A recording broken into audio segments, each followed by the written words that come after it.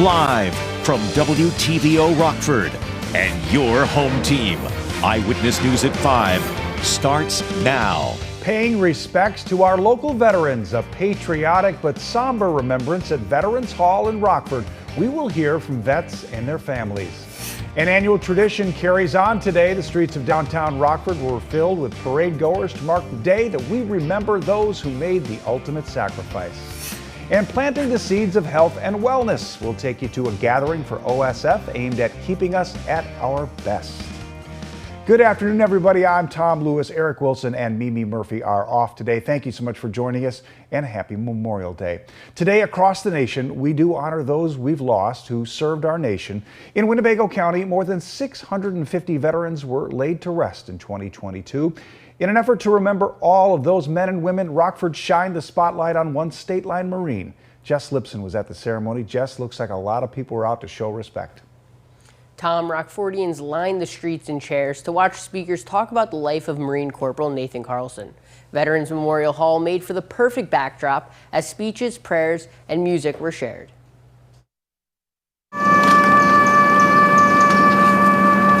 This Memorial Day, Rockford honored Marine Corporal Nathan Carlson, who lost his life while serving our country.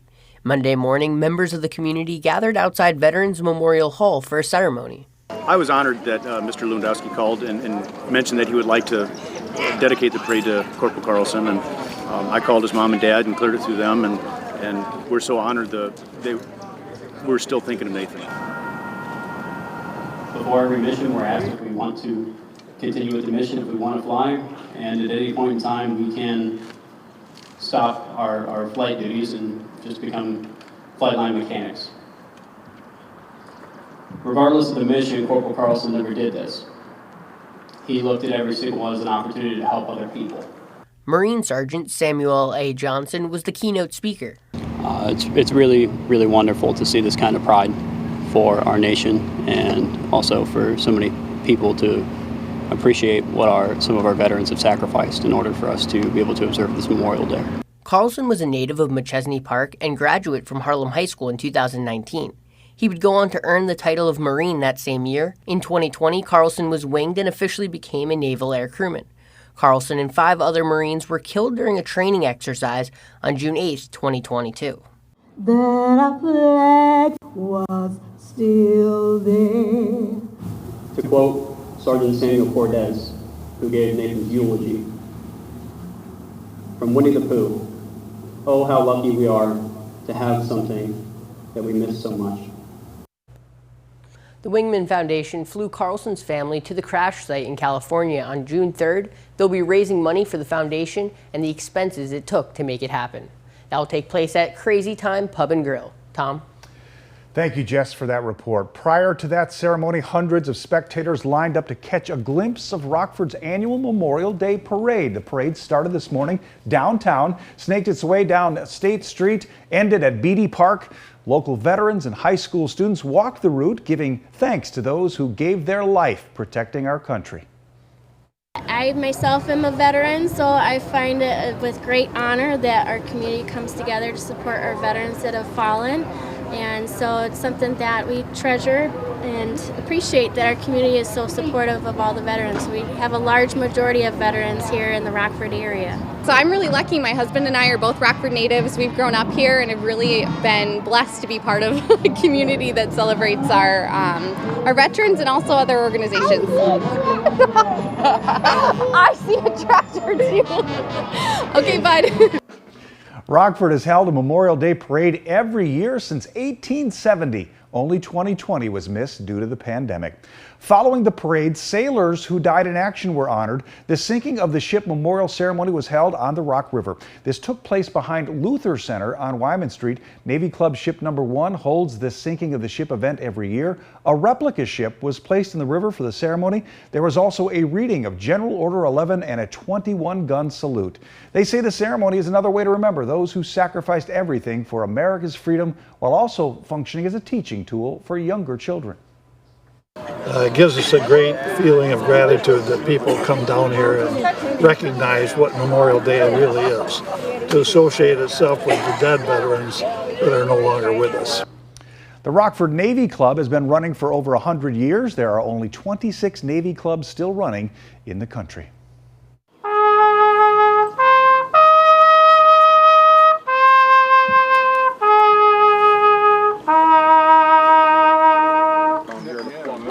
At Midway Village, veterans and members of the community came together at the LZ Peace Memorial. Veterans lost in all wars were remembered with a special emphasis on those from Winnebago County who served in the Vietnam War. Much like the Vietnam Wall in Washington, D.C., that honors all those who died. Those who served locally are etched on a wall there. Vietnam vet Nick Parnello helped create the memorial. He hopes it's an effort that isn't needed again. The lost souls for what? And then when it's all done, what do we got, you know? Nothing. And nothing to justify it. And that's what hurts. These mothers and fathers from these 69 men, they have nothing to justify why their son's on that wall. But they live with it, and they don't have a choice. So tragic. So let's hope we don't have to build too many more memorials, huh? This was the 18th year for the LZ Peace Memorial Day ceremony. President Biden honored fallen vets during the 155th National Memorial Day observance. The president laid a wreath at the tomb of the unknown soldier in Arlington National Cemetery. He was joined by the First Lady as well as Vice President Kamala Harris and her husband. Mr. Biden had a moment of contemplation in front of the wreath, then bowed his head in prayer. During his Memorial Day address, he urged Americans to remember all those who gave their lives for their country. Every year, as a nation, we undertake this rite of remembrance. For we must never forget the price that was paid to protect our democracy. We must never forget the lives these flags, flowers, and marble markers represent. A mother, a father, a son, a daughter, a sister, a spouse, a friend, an American. President Biden also said we must ask ourselves what we can do to ensure their sacrifice was not in vain. Survivors of alleged abuse by priests accuse local Catholic officials of withholding names. Survivors network of those abused by priests gathered outside Cathedral St. Peter's Church on State Street today. SNAP says they have discovered 5 clerics who are or were in the Rockford Diocese. They say the 5 have been deemed credibly accused child molesters by Catholic officials elsewhere. They say they are not on Rockford's credibly accused list. And if somebody is on one list in one diocese, why wouldn't he be on every list? Not just here, but every list, all the way across the country. They should all be on that list, every one of them. Even the deceased ones. It's good to have their names out there because somebody might see that name and something might click. Now, the group urged Bishop David Malloy to post the names of those 5 on his website. A local hospital unveils a project aimed at reconnecting the public with nature. OSF Healthcare launched its Community Healing and Wellness Garden. This is funded by the City of Rockford and the Family Peace Center. Classes will be available that will teach the basics of gardening. The space will also be used for therapeutic opportunities for those with mental health issues. For mental health, it's good to sort of calm us in a way to be with Earth. So being out in nature in some way, getting into the dirt and growing something, cultivating something that is healing, it's therapeutic. A row from each planter box will also be dedicated for donation to a local food pantry. President Joe Biden and House Speaker Kevin McCarthy unveiled a bipartisan deal on raising the nation's debt limit. The legislation now being considered by congressional lawmakers, with both party leaders saying that neither side got everything they wanted. At the center of the agreement remains a 2-year suspension of the debt limit, which would ensure the U.S. avoids a historic government default if passed by both chambers. ABC's M. Wynn has the latest from Washington. As the clock ticks towards the June 5th debt ceiling deadline to avert a historic default, congressional lawmakers are now reviewing the bipartisan agreement struck between House Speaker Kevin McCarthy and President Joe Biden. I'm confident that we'll get a vote in both houses, and we'll see. McCarthy saying a vote in the House is teed up for Wednesday. Ahead of that, the House Rules Committee is meeting tomorrow to discuss the bill. Are you concerned about the Rules Committee meeting tomorrow at all?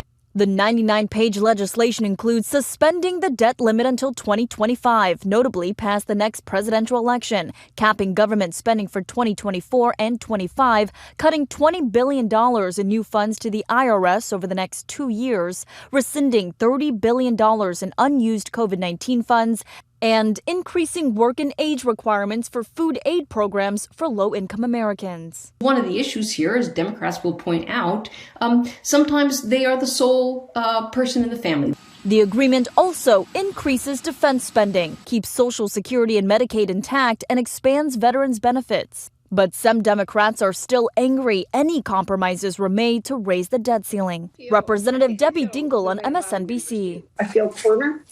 I feel like we are being held hostage. The deal also drawing fire from hardline Republicans who argue McCarthy made too many concessions, though the speaker expressed confidence the bill would still pass in time to avert a U.S. default, with the majority of his conference supporting it. Over 95% were overwhelmingly excited about what they see. In the Senate, any single senator could block swift passage, and if they do, the procedural steps that would follow could take as long as a week, time they don't have. Republican leader Mitch McConnell has asked his members not to make any unnecessary delays. M. Nguyen, ABC News, Washington. Now, your first warned weather forecast from meteorologist Jordan Wolf. Well, very warm afternoon for the Memorial Day. Temperatures made their way up into the 80s across the board. Even though we had still a little bit of the wind coming out of the east with the high pressure, we still saw those temperatures reach well into the 80s in some spots. A couple places even got close to that 90-degree mark today, including Janesville reaching a high of 88, down to 84 now, 84 in Rockford and in Rochelle. DeKalb, 84 at 82 over in Freeport. Dew points are a little bit on the lower side, and that's helping to warm those temperatures a little bit quicker here into the evening. As we continue to get into the rest of the night tonight, we are looking at a little bit of an increase in some cloud covers. We see on our SkyTrack camera overlooking downtown Rockford up on the Supply Corps building is brought to us by Window World. Some of those clouds not really too low to the surface, which is why they did not stop a lot of that warming that we got here for the afternoon.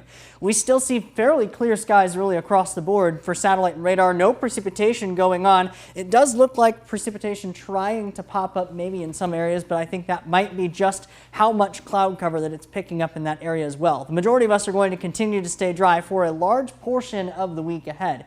Into the night tonight, temperatures don't fall very far, only getting back down into the 50s for the overnight low, 57 degrees.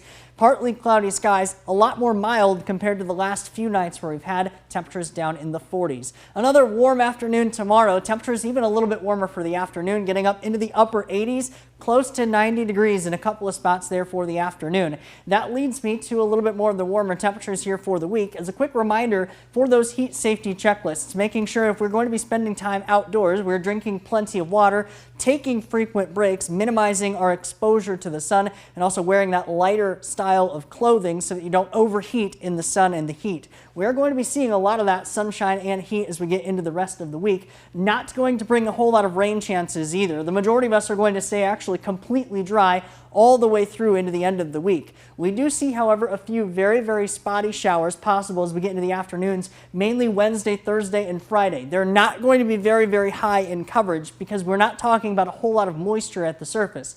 However, something to keep in mind toward the end of the week that is possible. We could see a couple of those spotty showers, possibly even a storm or two for those afternoons. Temperatures still very warm in the meantime, getting up into the upper 80s, low 90s once we get into Wednesday and Thursday. That chance for a couple of spotty showers and storms. But again, the majority of people are going to stay dry throughout the entire week and going into next weekend.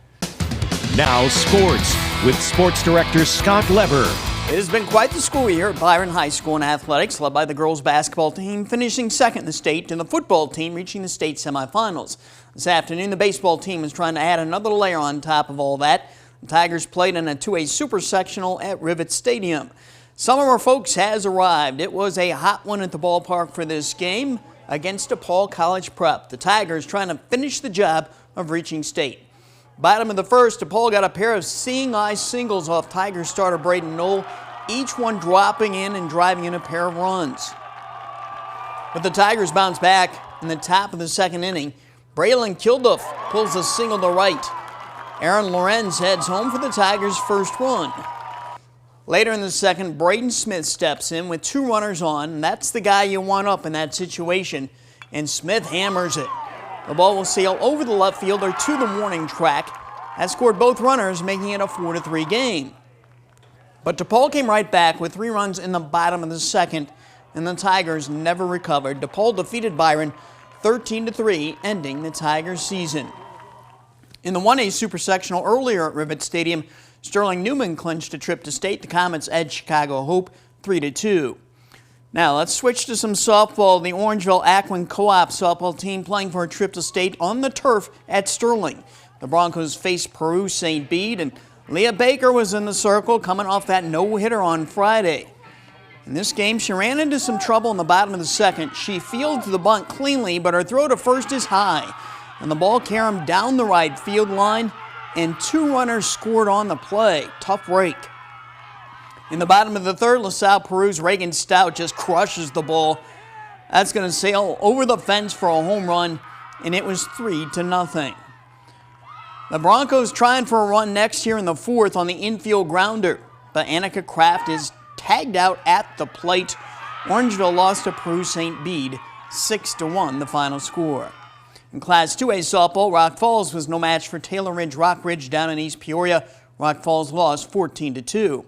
Hey, Marcus Stroman shut out the winningest team in the major leagues, the Rays, 1-0. He pitched a 1-hitter.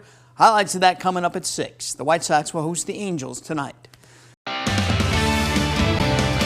First One Interactive Radar from Rockford Auto Glass & More continues to show some of the sunnier conditions here into the day today. We hold on to a lot of sunshine, temperatures into the 80s and 90s for the rest of the week ahead. Have a great night, everybody.